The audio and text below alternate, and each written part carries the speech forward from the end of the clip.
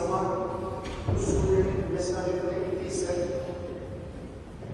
şu an itibariyle 2023 yılının bu gününde bu sureyi okurken Rabbimizin bize iletmeye çalıştığı mesaj aynıdır.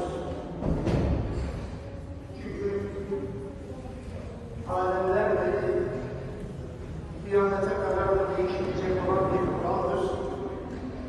Hakla batıl arasında bir mücadele, bir savaş devam edecektir.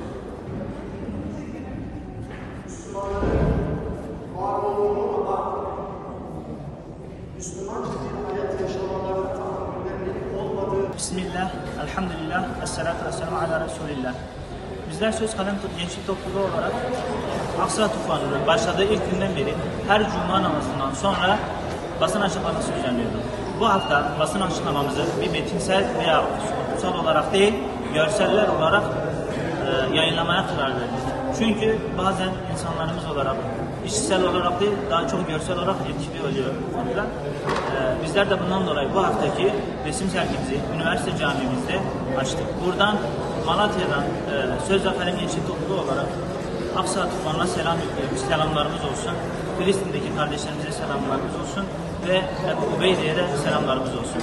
Rabbim Filistin'de vefat eden tüm kardeşlerimize rahmet eylesin. Mekanlarını cennet eylesin. Kabirlerini ferah eylesin. Peygamber Efendimiz sallallahu aleyhi ve selleme komşu eylesin hepsini.